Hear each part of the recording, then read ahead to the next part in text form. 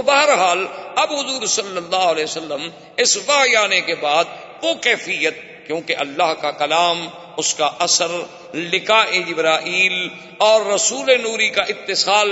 نور رسول بشری سے، اور اس سب کا تحیر کہ حضور بڑی طبیعت پہ اثر ہے، کانپتے ہیں، گھبراہٹ ہے، خوف ہے، اور سب سے پہلے حضور سیدہ خدیجہ رضی اللہ تعالیٰ عنہ کے گھر میں تشریف لائے اور فرمایا زملونی، کہ خدیجہ مجھ پہ کپڑا ڈالو، کپڑا ڈالو۔ بی بی خدیجہ نے دیکھا کہ حضور پاک کے چہرے مبارک پر رنگ اڑا ہوا ہے، گھبراہٹ ہے، تو آپ نے پوچھا کہ کیا بات ہے؟ اس نے کہا کہ میں نے ایسے ایسے دیکھا ہے۔ تو بی بی خدیجہ نے پتہ ہے کیا لفظ کہے؟ اس نے کہا حضور آپ ڈر رہے ہیں کہ شاید کوئی جن کا اثر ہو، لیکن انہوں نے کہا کہ واللہ خدا کی قسم ہے مجھے محمد مصطفیٰ، انک لتصل الرحم، تم تو رحم رشتے داروں کے ساتھ مہربانی کرنے والے، مصیبت میں کے مارے ہوں کی مدد کرنے والے، بیواؤں کے سر پہ چادر ڈالنے والے، یتیموں کے سر پہ ہاتھ رکھنے والے، غریبوں کی مدد کرنے والے۔ میرا مدنی آپ کیوں گھبرا رہے ہیں؟ آپ کو کبھی کچھ نہیں ہوگا، آپ بالکل ٹھیک ہیں، بالکل نہ ڈریں۔ حضور نے فرمایا بہرحال میرے اوپر ایک خوف ہے، اللہ جانے کی کیا بات۔ ایسے ایک چیز آئی، ایک بندے کی شکل میں آدمی آیا، اور آتے ہی اس نے مجھے کہا کہ پڑھو اقرا بسم ربک الذی خلق، اور میں نے کہا مانا میں کرے۔ تو بی بی خدیجہ چونکہ بہت بڑی دانا خاتون، اس نے کہا حضور آپ ذرا تسلی فرمائیں، بالکل نہ گھبرائیں، میں آپ کو لے کے جاتی ہوں ورقہ ابن نوفل کے پاس۔ اس زمانے میں ورقہ ابن نوفل جو ہیں وہ دین نصارہ پہ تھے، یعنی نصرانیت کے دین پہ تھے اور صحیح دین پہ تھے، عیسیٰ علیہ السلام کی صحیح ماننے والے تھے، یعنی وہ نہ مشرک تھے اور نہ عیسیٰ علیہ السلام کو خدا مانتے تھے، بالکل صحیح عیسیٰ علیہ السلام کی رسالت اور نبوت اور دین کے قائل تھے۔ اسی طرح ایک اور تھے ساعدہ، وہ بہت بڑا حکیم تھا، اور اس کے جناب طب اور اس کے اثرات ایسے تھے کہ جنگل کے شیر آگے اس کے ساتھ بیٹھے رہتے، جنگل کے شیر، چیتے، بگیاڑ، جنگل کے جانور، اور ان کو کہتا چلے جاؤ چلے جاؤ، کہتا بیٹھ جاؤ تو بیٹھ جاؤ۔ تو بی بی خدیجہ کا رشتہ بھی تھا ورقہ ابن نوفل سے، قرابت داری بھی تھی، تو بی بی خدیجہ جلدی سے حضور صلی اللہ علیہ وسلم کو لے کر ورقہ ابن نوفل کے پاس آئیں اور ورقہ سے کہا کہ حل رأیتا مارا ابن، اب میں کہا دیکھو تمہارے بھائی کے بیٹے نے کیا چیز دیکھی ہے؟ تو ورقہ ابن نوفل نے کہا کہ ہاں مجھے بتاؤ کیا بات ہے۔ بہرحال گھبرانے کی تو بات کوئی نہیں ہوگی، چونکہ محمد پاک تو ان لوگوں میں ہیں جو ہمیشہ غریبوں کے کام آتے۔ جب حضور نے ساری کیفیت، ساری واقعہ سنایا کہ میں ایسے غار میں بیٹھا تھا، ایسی عبادت کر رہا تھا، ایسے میرے سامنے ایک آدمی آیا، اس نے آ کے مجھے یوں کہا، ورقہ سوچ رہے ہیں، سن رہے ہیں۔ جب حضور پاک نے بات ختم کی تو انہوں نے کہا ابشری یا خدیجہ، خدیجہ تمہیں مبارک ہو، ھذا الناموس الاکبر، یہ وہی جبریل ہے الذی نزل علی موسیٰ، جو موسیٰ علیہ السلام، مبارک ہو، یہ تو تمہارا شوہر جو ہے وہ تو اللہ کا نبی ہے، اس پہ تو وحی اتری۔ ھذا الناموس الذی نزل علی موسیٰ علیہ السلام، یہ وہی فرشتہ ہے جو موسیٰ علیہ السلام پہ اترا تھا۔ لیکن علماء نے لکھا کہ انہوں نے یہ نہیں کہا کہ عیسیٰ پہ اترا تھا، اس کی دو وجوہات ہیں۔ ایک تو یہ ہے کہ دین کامل اصل میں موسیٰ علیہ السلام، کتاب کامل جو تھی وہ موسیٰ علیہ السلام کی تھی، عیسیٰ علیہ السلام کے بعد جو کتاب انجیل تھی وہ بھی دراصل کتاب تورات کتابیں تھی۔ اور دوسری بات علماء نے ایک نقطہ یہ لکھا ہے کہ لوگ جو ہیں بعض تو عیسیٰ علیہ السلام کو خدا مانتے تھے، بعض تثلیث کے قائل تھے، بعض اس کو ابن اللہ مانتے تھے، تو اس لیے ان کا حوالہ دینا مناسب نہ سمجھا گیا، تو حضرت موسیٰ علیہ السلام کا حوالہ دیا اس نے کہ بھی یہ وہ ناموس اکبر ہے، یہ وہ روح القدس ہے، یہ وہ اللہ کا فرشتہ ہے الذی نزل علی محمد صلی اللہ علیہ وسلم۔ اور اس کے بعد اس نے فوراً کہا کہ یا محمد صلی اللہ علیہ وسلم، کاش میں جوان ہوتا، کاش میری صحت مجھے اجازت دیتی، اور کاش میں اس وقت مکے میں ہوتا جب یہ مکے والے آپ کو مکے سے نکالے۔ تو حضور ساری باتیں سنتے رہے۔ جب ورقہ ابن نوفل نے کہا کہ آپ کو مکے والے نکالیں گے تو حضور جوش میں آ گیا، فرمایا اب مخرجی کیا ہوں، مجھے نکالیں گے مکے سے؟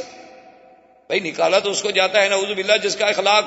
کے اخلاق پہ کوئی اعتراض ہو، جس کے اعمال پہ کوئی اعتراض ہو۔ میرے تو الحمدللہ نہ اخلاق پہ، نہ اعمال پہ، نہ افعال پہ، نہ اقوال پہ، مجھے کیوں نکالیں گے؟ تو ورقہ ابن نوفل نے کہا کہ آپ نہ گھبرائیں محمد مصطفیٰ، اللہ کے نبی جتنے گزرے ہیں ان سب پر یہ وقت آیا ہے اور وہ آپ پر بھی آیا، تو زندگی باقی تو بات باقی۔ والسلام علیکم ورحمۃ اللہ وبرکاتہ۔ برادران اسلام، الحمدللہ ہم سیرت النبی صلی اللہ علیہ وسلم کے بارے میں اپنے دروس میں بیان کر رہے ہیں۔ حضور صلی اللہ علیہ وسلم کی سیرت طیبہ کے بارے میں ہم نے اختصاراً جزیرہ عرب کے احوال، حضور صلی اللہ علیہ وسلم کی ولادت سے قبل، پھر حضور صلی اللہ علیہ وسلم کی ولادت سے قبل آپ کے بارے میں مبشرات، ارہاسات، پھر زمان ولادت، پھر وقت ولادت، اور اس کے بعد زمانہ رضاعت، اور زمانہ رضاعت کے بعد پھر حضور صلی اللہ علیہ وسلم کا عنفوان شباب اور آپ کا سفر برائے تجارت شام اور واپسی پر سیدہ خدیجہ رضی اللہ تعالی عنہا سے آپ کا نکاح مبارک، اور پھر تجدید کعبہ، بناء کعبہ میں آپ کی شرکت، اور اس کے بعد رویا صادقہ، اور پھر وہ گھڑی، وہ ساعت مبارک اور وہ عظیم الشان وقت جو باعتبار ظاہر کے بھی رحمت تھا اور باعتبار باطن کے بھی رحمت تھا، کہ رمضان المبارک میں اور غار حرا میں، جبل نور پہ، حدود حرم میں اللہ کے پیغمبر پر وہ اللہ کا فرشتہ جو انبیاء اور اللہ کے درمیان میں قاصد ہے، رسول ہے، وہ رسول نوری ہے، اور وہ سب سے پہلی وحی لے کر میرے آقا سرکار دو عالم صلی اللہ علیہ وسلم پہ اترا، اور حضور پاک نے ان آیات مبارک کو تلاوت کرنے کے بعد آپ سیدہ خدیجہ رضی اللہ تعالی عنہا کے ہاں تشریف لائے، اور آپ پر اس وحی کا، اس ثقل کلام کا اور اس لقاء جبریل کا جو اثر تھا، اس کی وجہ سے ایک اس طرح بھی کیفیت تھی جس کا آپ نے سیدہ خدیجہ رضی اللہ تعالی عنہا سے اظہار کیا۔ تقریباً ہم نے یہاں تک اپنے دروس میں بیان کیا۔ اور سب سے پہلی بات تو یہ سمجھیں کہ وحی جو ہے، جب تک وحی نہ ہو اس وقت تک اللہ کا نبی نبی نہیں کہلاتا،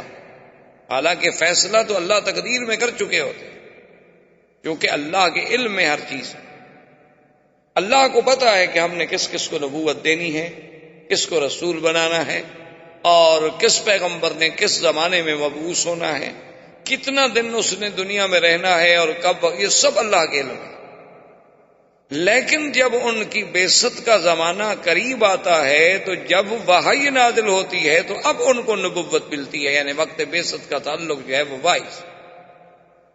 اب وحی کیا چیز ہوتی ہے؟ وحی کا معنی ہوتا ہے کہ کسی کلام کا،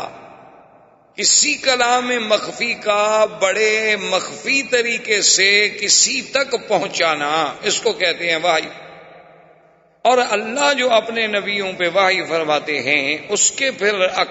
یعنی اقسام۔ ایک تو وحی کا طریقہ یہ ہوتا ہے کہ اللہ تبارک و تعالی اپنی قدرت سے پیغمبر کے سینے میں بات ڈال دیتے ہیں، یہ بھی ایک وحی ہے۔ اور ایک طریقہ یہ ہوتا ہے کہ اللہ کا فرشتہ وحی لے کے آتا ہے، لیکن وہ اللہ کے حکم سے پیغمبر کے دل پہ القاء کرتا ہے، یعنی ایک تو اللہ نے خود براہ راست وحی ڈال دی، درمیان میں کوئی فرشتہ نہیں، اللہ تبارک و تعالی نے پیغمبر کے دل میں ایک بات کا القاء کر دیا۔ دوسرا طریقہ یہ ہے کہ آیا تو فرشتہ، اترا تو فرشتہ لے کر وہ وحی، لیکن اس نے کہا اللہ تبارک و تعالیٰ کے پیغمبر کے دل پر اللہ کے حکم سے اس وحی کو اتار دیا، جیسے کہ قرآن پاک نے ایک مقام پہ اس کی وضاحت بھی کی ہے، فرمایا نزل به الروح الامین علی قلبک لتکون من المنذرین، آپ کے دل مبارک، یہ دو۔ اور تیسری صورت یہ ہوتی ہے کہ وہ فرشتہ کسی انسان کی شکل میں آ کر اللہ کے پیغمبر کے آمنے سامنے بیٹھ کے وہ وحی سناتا، اور سب سے آسان صورت یہی ہوتی، کہ جب فرشتہ کسی انسانی شکل میں اللہ تبارک و تعالیٰ کے پیغمبر کے سامنے آئے اور آ کے بات کرے اور اللہ تبارک و تعالیٰ کا پیغام پہنچائے، تو جبریل علیہ السلام جب پہلی دفعہ آئے ہیں تو وہ اسی صورت میں آئے، یعنی جبریل علیہ السلام جب آئے وحی لے کر، جب سب سے پہلی وہ 5 آیتیں مبارک جو تھیں اقرا بسم ربک الذی خلق وہ نازل ہوئی، تو جبریل ایک انسانی شکل میں آئے، لیکن چونکہ حضور صلی اللہ علیہ وسلم نے پہلے جبریل کو دیکھا نہیں تھا اور اس سے پہلے کبھی آپ پر وحی نہیں اتری تھی، اور پھر اللہ کے کلام کا جو اثر ہوتا ہے وہ کوئی معمولی سا اثر تو نہیں ہوتا۔ صحابہ کہتے ہیں کہ ہم نے اپنے آنکھوں سے دیکھا کہ حضور اگر اونٹنی پہ بیٹھے ہیں اور وحی اترنی شروع ہوئی تو اونٹنی کھڑی نہیں ہو سکتی تھی، بیٹھ جاتی۔ حضرت زید رضی اللہ تعالی عنہ صحابی ہیں رسول پاک کے صلی اللہ علیہ وسلم، اور بڑے علماء صحابہ میں سے، قرائے صحابہ میں سے ہیں، یعنی یہ وہ شان والا صحابی ہے جس کو قرآن جمع کرنے کی ڈیوٹی جو تھی سیدنا ابو بکر صدیق رضی اللہ تعالیٰ نے لگائی۔ وہ کہتے ہیں کہ ایک دفعہ حضور کے ساتھ میں بیٹھا تھا اور حضور صلی اللہ علیہ وسلم نے اپنی ران مبارک جو تھی وہ میری فخذ پہ رکھی ہوئی تھی، میری ران پہ رکھی ہوئی تھی، وحی نازل ہونے لگی، قریب تھا کہ میری ٹانگ ٹوٹ جاتی۔ تو بہرحال جب جبریل علیہ السلام آئے وحی لے کر، اور اسی میں پھر اللہ تبارک و تعالی نے اپنی رحمتوں سے یہ بھی انتظام فرما دیا، اور یہ شرف بھی صرف آمنہ کے لال کو ملا صلی اللہ علیہ وسلم، کہ جبریل علیہ السلام کو اس کی اصلی صورت میں دکھلایا گیا 2 دفعہ میرے مدنی صلی اللہ علیہ وسلم، اور کسی نبی نے نہیں دیکھا۔ اچھا اس کی وجہ کیا تھی؟ وہ تو نبی کے بعد نبی آتا ہے، ایک پیغمبر آئے، اس کے بعد دوسرے نبی آئے، تو دوسرے آنے والے نے پہلے نبی کی تصدیق کر دی۔ اب حضور صلی اللہ علیہ وسلم جو کہ آخری نبی ہیں، خاتم الانبیاء ہیں، خاتم المرسلین ہیں، اللہ کے کروڑوں صلاۃ و سلام حضور کی ذات اقدس پر، آپ کے بعد تو نبی کوئی نہیں، اور عیسیٰ ابن مریم جب اتریں گے تو قیامت قریب آ جائے گی، تو یہ درمیان میں جو ہزاروں سال کا وقفہ ہے اس میں تو کوئی نبی نہیں۔ تو لازماً جو غلط قوتیں ہیں، یعنی اعداء اسلام ہیں، اعداء دین ہیں، وہ چاہے یہودی ہوں، نصرانی ہوں، وہ چاہے ہندوز ہوں، وثنی ہوں، کوئی ہوں، الکفر ملۃ واحدہ، تو ان کے پاس یہ سب سے بڑا ہتھیار تھا کہ جی آپ کہتے ہیں کہ جبریل میرے پاس آئے، تو آپ نے کیا جبریل کو دیکھا بھی تھا؟ اسی لیے جب علماء سے آپ علم پڑھتے ہیں تو اس کو کہتے ہیں سند، تو اس سند کا اتصال دیکھا جاتا ہے کہ میں نے مثلا کس سے پڑھا بھی ان خیر محمد، اور خیر محمد نے کس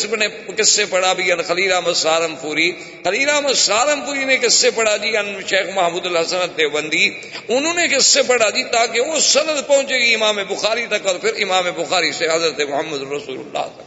صلی اللہ علیہ وسلم۔ تو اس لیے اب اللہ نے یہ تو ہوتی نا، اب یہ قرآن کی سند ہے کہ قرآن اتارنے والے کون ہیں؟ اللہ پاک، لانے والے کون ہیں؟ جبریل، اور اتارا کس کے بھی گیا؟ حضور صلی اللہ علیہ وسلم۔ تو اس لیے اللہ تبارک و تعالی نے قرآن پاک میں یہ بھی ارشاد فرما دیا، جیسے آپ نے سورۃ النجم میں پڑھا ہے کہ والنجم اذا ہوا ما ضل صاحبکم وما غوی وما ينطق عن الهوى ان هو الا وحی یوحی علمہ شدید القوى ذو مرۃ فاستوى وهو بالافق الاعلى ثم دنا فتدلى فكان قاب قوسين او ادنى فاوحى الى عبده ما اوحى۔ اللہ نے فرمایا کہ ہم نے جو فرشتہ اتارا وہ فرشتہ شدید القوا ذو مرۃ، اتنی قوت والا، طاقت والا فرشتہ کہ اس کے بارے میں آپ تصور نہیں کر سکتے، کہ جس کو اللہ نے حکم دیا لوط کی بستیوں کو اٹھا کے آسمان تک لے گیا۔ وَهُوَ بِالْأُفُقِ الْأَعْلَى، حضور کو زمین پر بھی دکھایا گیا، اور قرآن کہتے ہیں وَلَقَدْ رَآهُ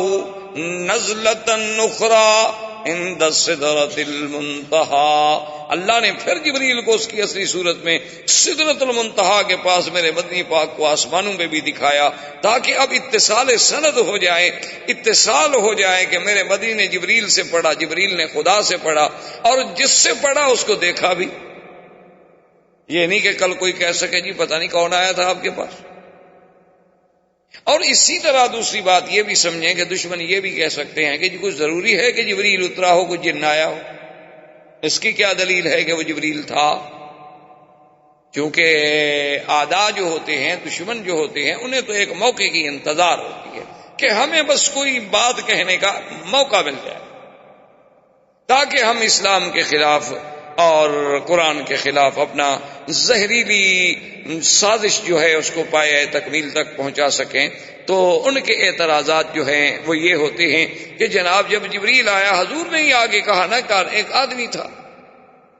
اور پھر اس کے بعد کیا پتہ ہے وہ جن ہو، اور جن بھی تو ہر شکل بنا سکتے. تو اس لیے علماء نے کہا کہ ایک تو اللہ نے حضور کو اس کی اصلی صورت میں دکھلا دیا تاکہ کسی کا شبہ نہ رہے. اب اگر کسی کا حضور پر ایمان ہی نہیں ہے تو اس کو تو سمجھانے کا کوئی فائدہ ہی نہیں. جب وہ نبی کو مانتا ہی نہیں، خدا کو نہیں مانتا، اس کا کیا سمجھانا. اور دوسری بات یاد رکھیں یہ ہے کہ اگر جن نہ آئے تو جن پھر اس قسم کا پاکیزہ کلام لے کر تو نہیں آتا، جن اس قسم کی مقدس بات لے کر تو نہیں آتا. جن تو عفریت من الجن والی بات ہے، وہ تو شیاطین ہیں، وہ تو گمراہی کے لیے آتے ہیں. اور تیسری بات یہ ہے کہ جن تو خود اتنی پریشانیوں میں مبتلا تھے کہ حضور صلی اللہ علیہ وسلم کی بعثت کے ساتھ ان کی آسمانوں پہ پہرے لگ گئے، ان کا نظام درہم برہم ہو کے رہ گیا. حتیٰ کہ مورخین نے اعتراف کیا ہے کہ ایک عورت تھی، اس پہ ایک جن عاشق تھا، تو وہ جن آیا اور اس کے گھر کے درخت کے اوپر پرندے کی شکل میں بیٹھا تھا. اس نے پہچان لیا عورت نے کہ تو وہی جن ہے، کبھی پرندہ بن کے آتا ہے، کبھی انسان بن کے آتا ہے. اس نے کہا لماذا لا تنزلوا بنا، آؤ اترو ہمارے پاس رہو. اس نے کہا تمہیں پتہ نہیں ہے کہ ایک نبی پیدا ہو چکا ہے؟ تمہیں پتہ نہیں ہے کہ آج جن کے سال میں پڑے؟ اور تمہیں پتہ نہیں کہ اس نبی کی شریعت میں زنا حرام ہے؟ تو جنوں کا یہ عالم تھا. تو اس لیے ایک ہوتا ہے محض شبہات پیدا کرنا، ایک ہوتا ہے نظر انصاف سے کسی بات کا دیکھنا. شبہات پیدا کرنا تو بہت آسان، لیکن نظر انصاف سے دیکھا جائے تو اس سے بڑی سچائی کی، حقانیت کی کیا دلیل ہو سکتی ہے کہ وہ پیغمبر جو بوقت وحی کہتا ہے ما انا بقارئ، میں پڑھا ہوا نہیں ہوں، لیکن ایسا کلام لاتا ہے کہ دنیا کا ہر پڑھا ہوا اس کے سامنے دنگ رہ جاتا ہے. تو یہ کیسے جن کا کلام ہو سکتا ہے؟ تو بی بی سیدہ خدیجہ رضی اللہ تعالی عنہا ورقہ ابن نوفل کے پاس لے گئیں. ورقہ ابن نوفل نے جب ساری کہانی سنی تو اس نے کہا ابشری یا خدیجہ، نزل علیہ الناموس الاکبر ونزل علیہ الذی نزل علی موسیٰ علیہ السلام، کہ مبارک ہو یہ جو واقعہ بتلا رہے ہیں ان پر تو وہی ناموس اکبر، وہی روح الامین، وہی اللہ کا فرشتہ اترا ہے جو حضرت موسیٰ علیہ السلام پہ اترا. يا رب صل على النبي وآله ما فاض نبع بالجداول أو جرى صلى عليك الله في عليائه ما صح داع للأذان